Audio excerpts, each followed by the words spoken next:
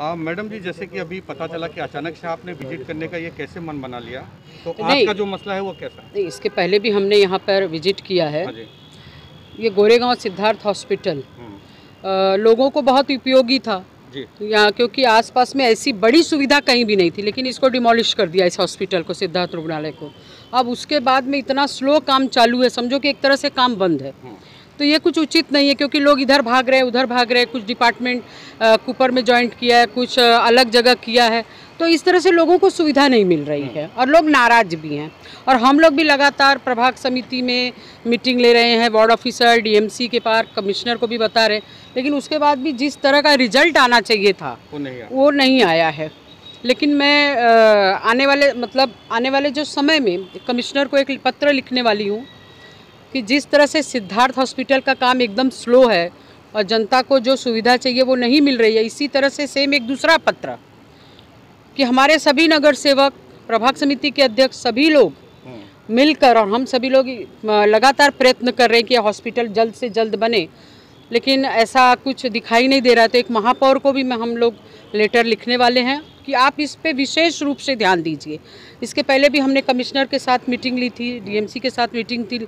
लोगों का उन लोगों का सभी का आश्वासन था कि यह हॉस्पिटल जल्द से जल्द बनेगा, लेकिन अभी तक सिर्फ यहाँ पे नाले का काम हुआ है, बाकी का सारा काम पेंडिंग है। मुझे नहीं लगता है कि हॉस्पिटल का काम 1 साल 1.5 साल के अंदर होगा, कम से कम 3 से 3.5 साल जाएगा, 3.5 साल पहले और 3.5 साल बाद में, तो ये 7 साल 10 साल का ये लोग प्रोग्राम बना लिए हैं। इसलिए मैं यहाँ विजिट करने के लिए आई कि भाई जो गोरेगांव के लोगों को सुविधा में आईसीयू नहीं है कहीं भी आजू बाजू में, इतना बड़ा हॉस्पिटल ही नहीं, बहुत बड़ा हॉस्पिटल था, लेकिन मेरी महापौर से भी विनती है कि इस काम को, और कमिश्नर साहब से और जो यहाँ के जो अधिकारी हैं उनसे भी विनती है कि इस काम को जनता को ध्यान में रखकर इस काम को, इस बिल्डिंग को जल्द से जल्द पूरा किया जाए। आपको क्या लगता है कि कहाँ से ढिलाई हो रही है? नहीं, देखिए, जो बीएमसी के जो अधिकारी हैं, हम लोग सतत उनके संपर्क में हैं, और जिस तरह से ये काम होना चाहिए था, कुछ मैं ऐसा बोल सकती हूँ कि जितना ध्यान होना चाहिए उतना ध्यान नहीं दे पा रहे हैं, लेकिन ये आने वाले समय में हम लोग लगातार इनके पीछे पड़े हैं, मीटिंग ले रहे हैं, और आने वाले समय में मैं देखती हूँ, जैसे कमिश्नर से समय लेती हूँ, महापौर से समय हम लोग लेते हैं, और जल्द से जल्द इस हॉस्पिटल को, तुरंत तो नहीं बनेगा क्योंकि बहुत बड़ी बिल्डिंग है, कम से कम 3 साल में तो ये बना दे, उसके लिए हम लोगों का प्रयास जारी है। सर, आप प्रभाग समिति में हैं, क्या कहना चाहेंगे, क्या वजह है? वजह तो आप जैसे जानते हो कि ये कितना भी छुपाने की ट्राई करे, थोड़ी लैप्सेस प्रशासन से हुई है, और अभी जैसे हम लोग ने पब्लिक की बात लेके महापौर और मैडम ने जैसे कहा, कमिश्नर के पास जाएंगे और उनको कहेंगे कि भाई जो पास्ट में जितना डिले हुआ है उसको कवर अप करके जल्द से जल्द किया जाए, क्योंकि 2-3 साल तक टेंडर प्रोसेस नहीं होना, ये नहीं होना, ये कहीं ना कहीं बहुत बड़ी लापरवाही है।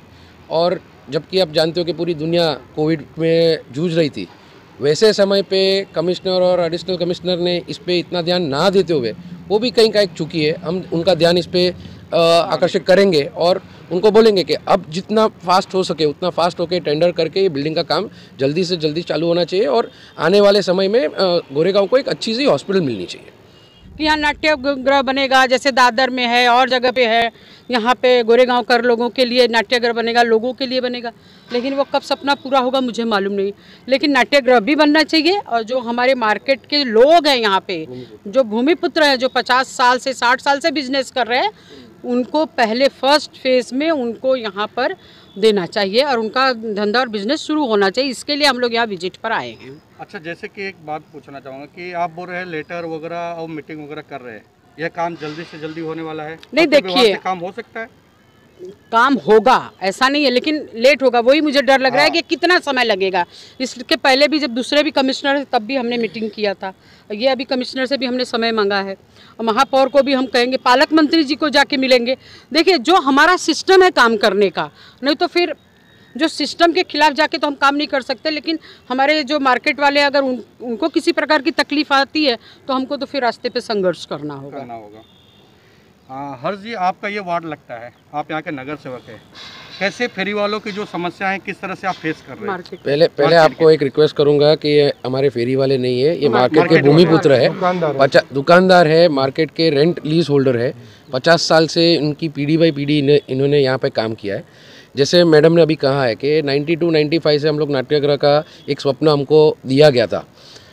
अच्छा सपना है, नाट्यगृह होना ही चाहिए, लेकिन उसका मतलब ये नहीं है कि हमारे जो दुकानदार थे, जो इनका पूरा आसरा अपना बीएमसी मार्केट था, उनको बेघर करके उनको 5-6 साल एट ऑलमोस्ट भीख मांगने के फिराक पे लेके आने की ज़रूरत नहीं होती है। 2017 में मैडम के मार्गदर्शन में जीतने के बाद 2018 में हमने प्लान पास किया। इसकी जितनी भी चैलेंजेस थी, ये प्रपोजल कभी भी पास हुआ होगा, लेकिन इसका कॉन्क्रीट काम 2018-19 से करना पड़ा। और उतना करने के बाद आज जब हम लोग देखते हैं कि 2.5 साल सिर्फ लापरवाही के कारण काम नहीं हो रहे, तो थोड़ा मन में दर्द होता है, दुख होता है। और जैसे मैडम ने कहा और आपने एक सवाल पूछा था कि सिर्फ पत्र व्यवहार से काम नहीं होएगा, लेकिन हम भारतीय जनता पार्टी के कार्यकर्ता है, हम इनके हक के लिए हम आंदोलन करेंगे, हम संघर्ष करेंगे, लेकिन इनको इनका हक जल्द से जल्द दिला के रहेंगे। धन्यवाद। करीब 3, साढ़े 3, 4 साल से भूमि पूजन के पहले से वो सब बाहर। कोविड बीच में 2 साल से करीब कोविड है। लोगों का वैसे ही धंधा व्यापार बंद है।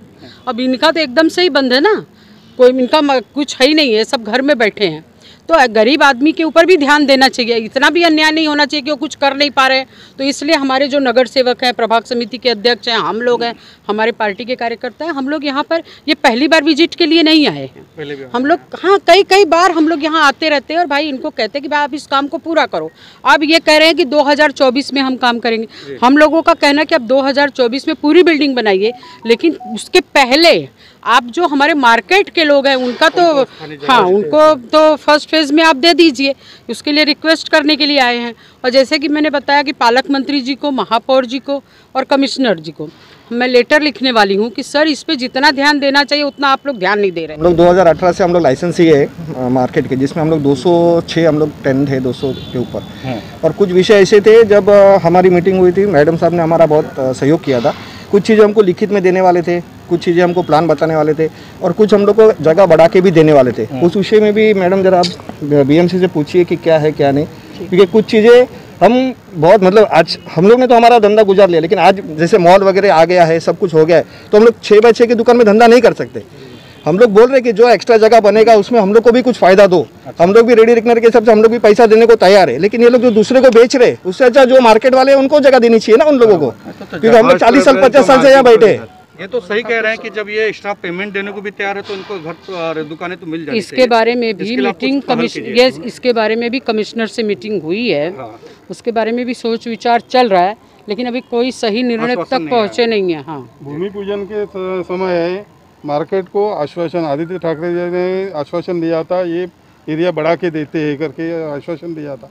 ये मार्केट ग्राम पंचायत के ज़माने से मार्केट लाइसेंस ही यहाँ पे है। लोग ग्राम पंचायत के बाद ये कॉरपोरेशन में ताबा में लिए ला है एक 60 साल पहले।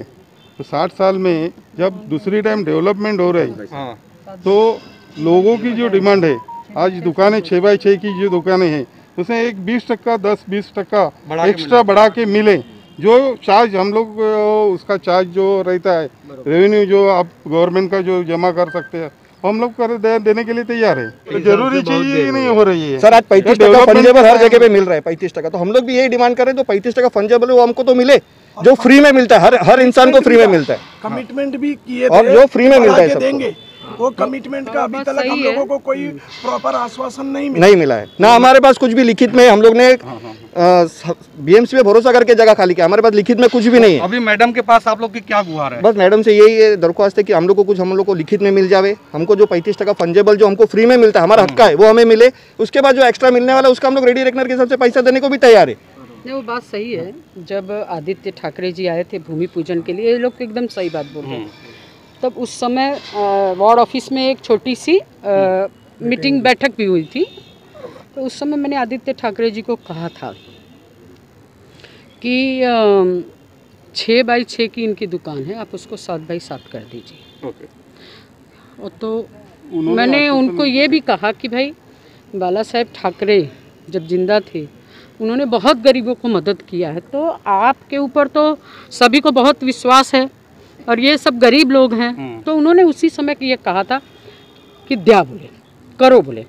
लेकिन उसके बाद भी अब हाँ उन्होंने कहा था कि 7x7 नहीं, लेकिन उन्होंने कहा कि सारे अधिकारी बैठे थे, सारे महापौर थे, सब लोग थे, उनके सामने उन्होंने कहा था कि नहीं दे दीजिए ना, बोले कि छोटा छोटा दुकान लेके बैठे 6 बाई 6 का तो 7 बाई 7 का करिए, उन्होंने ये कहा था। ये बात सच है और हम लोगों का भी प्रयत्न है, लेकिन अभी तक उसमें सही रिजल्ट नहीं आया, मैंने आपको पहले भी बताया। ठीक है, धन्यवाद।